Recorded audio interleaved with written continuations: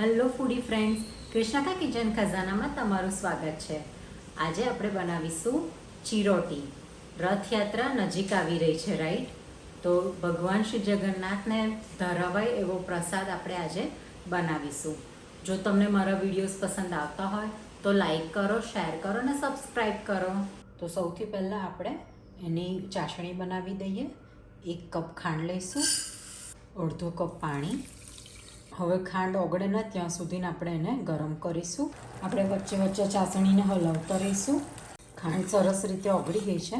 હવે આપણે એની અંદર અડધું લીંબુ નિતારીશું, જેથી સુગર સિરપ આપણી ક્રિસ્ટલાઇઝ ના થાય. હવે અડધું લીંબુ નિતારી દઈશું અંદર. આપણે ખાંડની 1 તારની ચાસણી રેડી કરવાની છે. આપણે હવે ચાસણી ચેક કરી લઈએ.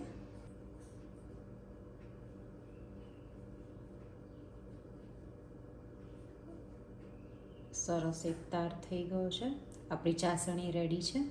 ચાસણીમાં એડ કરીશું કેસર, ઇલાયચી પાવડર. હવે આપણે એને મિક્સ કરી લઈએ. તમારી પાસે સૂકી ગુલાબની પાંદડી હોય એ પણ તમે અંદર એડ કરી શકો છો. ચાસણી આપણી રેડી છે.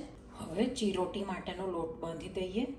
2 કપ મેંદો લઈશું, 1 ચપટી જેટલું મીઠું. હવે સૌથી પહેલાં મેંદો અને મીઠું પ્રોપર મિક્સ કરી લઈએ. અડધો કપ ઘી લીધું છે પીગાળીને, એ મુઠ્ઠી પડતું મોણ ના થાય ત્યાં સુધીને આપણે અંદર એડ કરીશું. અડધો કપ ઘી યુઝ થઈ ગયું છે. હવે સરસ મોણ આવી ગયું છે. આવું મુઠ્ઠી પડતું મોણ જોઈએ. આપણે મુઠ્ઠીમાં લોટ લઈએ તો આવી રીતના છૂટો ના પડવો જોઈએ. લોટની અંદર જો મોણ ઓછી હશે તો ચીરોટી આપણી થોડી કડક બનશે.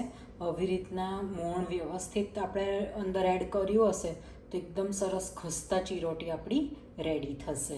હવે આપણે થોડુંક પાણી એડ કરતા જઈશું અને લોટ બાંધતા જઈશું. પરાઠા જેવો આપણે લોટ બાંધીને રેડી કરવાનો છે.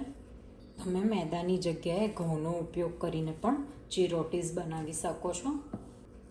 આવી રીતનો સોફ્ટ ડો આપણે બાંધીને રેડી કરવાનો છે. હવે 15 મિનિટ સુધીને ઢાંકીને એને રવા દઈશું. ડો આપણો રેસ્ટ થાય ત્યાં સુધીને આપણે સાટો બનાવી લઈએ. આવી રીતના બોલની અંદર મેં 4 to 5 ટેબલ સ્પૂન ઘી લીધું છે. અંદર હવે મેંદો એડ કરીશું. તમે મેંદાની જગ્યાએ ઘઉંનો લોટ પણ યુઝ કરી શકો છો. મેં 3 ટેબલ સ્પૂન મેંદો લીધો છે. હવે આપણે એને મિક્સ કરી લઈએ. સાટો આપણો રેડી છે. આવી રીતના ફ્લોઈંગ કન્સિસ્ટન્સીવાળો હોવો જોઈએ, અંદર લમ્સ ના રહેવા જોઈએ. 15 મિનિટ થઈ ગઈ છે. લોટને આવી રીતના પ્રોપર મસળી લઈએ અને આટલી સાઇઝના આપણે બોલ્સ બનાવીને રેડી કરી દઈએ. બોલ્સ બનીને રેડી છે. હવે આપણે એને પતલા વણી લઈએ. હવે આપણે એને પતલા પતલા વણી લઈશું. રોટલી વણીને રેડી છે. આપણે થોડીક પતલી રોટલી વણીશું. હવે એની ઉપર મેંદો ભભરાવી દઈશું અને પછી આપણે એક પ્લેટમાં લઈશું, જેથી રોટલી એકબીજા પર ચીપકે નહીં. એવી જ રીતે આપણે બીજા બધા લુવા વણીને રેડી કરી દઈશું. બધી રોટલી વણાઈને આપણી રેડી છે. હવે અહીંયા હું એક ટ્રીક શેર કરું. આપણે જે સૌથી પહેલું પડ હોય એ બીજી બધી રોટલી કરતાં આપણે મોટું રાખવાનું, જેથી અંદરની દરેક રોટલીનું પડ અંદરની સાઈડ રહે. નહીં તો બહાર જો એનું પડ રહેશે તો એ ઘણી વખત ચીરોટી ખુલી જવાનો ભય રહે છે. તો આવી રીતના સૌથી પહેલી રોટલી જો મોટી રાખીશું તો ખૂબ જ સરસ આપણા લેયર્સ રેડી થશે. એની ઉપર સાટો બનાવ્યો હતો એ આપણે લગાવીશું. સાટો લગાવીને રેડી છે. હવે એની ઉપર આપણે બીજી રોટલી મૂકીશું. સેમ પ્રોસેસથી હવે આપણે 4 રોટલી એક પર એક સાટાથી લગાવીને રેડી કરીશું. 4 રોટલીથી લેયર કરી દીધા છે. હવે આપણે જે સાઈડ મોટી રાખી છે એની ઓપોઝિટ સાઈડથી આપણે ટાઈટ ફોલ્ડ કરવાનું છે. હવે જે મોટો પાર્ટ છે એના પર આપણે પાણી લગાવીશું. આપણે એને સીલ કરી દઈશું. હવે સેમ પ્રોસેસથી આપણે બીજો રોલ રેડી કરી દઈએ. રોલ આપણા બનીને રેડી છે. હવે આપણે એને કટ કરી લઈએ. સૌથી પહેલાં સાઈડ્સ આપણે કાઢી લઈશું. રોલ કટ થઈને રેડી છે. સરસ લેયર્સ આપણને દેખાય છે. હવે આપણે એને એક વખત દબાઈ દઈશું હથેળીની મદદથી. આપણે આવી રીતના ફ્લેટ નહીં પણ ઊભી આપણે એને એકદમ હળવા હાથે પ્રેસ કરીને રેડી કરવાની છે. આપણે જગન્નાથ મંદિરની અંદર જો તમે ગયા હોય પુરીમાં, તો આ પ્રસાદ અચૂક દરેક ભક્તોને આપવામાં આવે છે.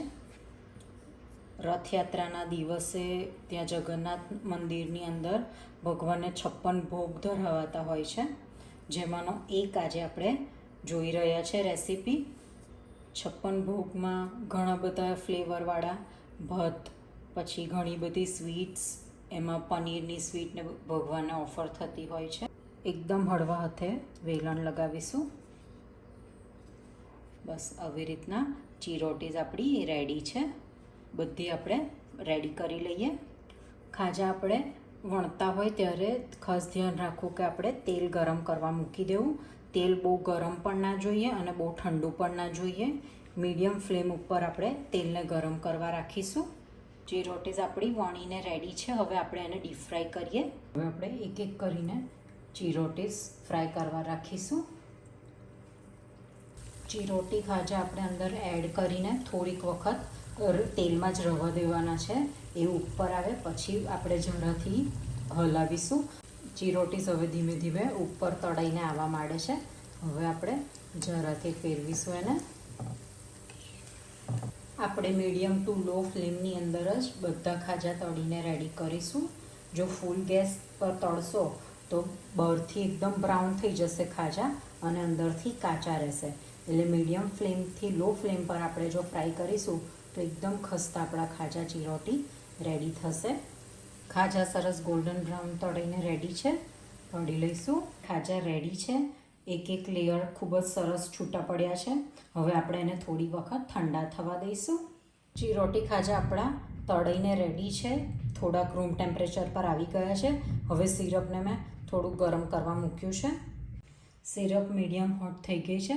હવે એક એક કરીને આપણે ચીરોટી ખાજા રેડી કર્યા છે એ આપણે અંદર એડ કરીશું. ખૂબ જ સરસ એના લેયર્સ પડ્યા છે.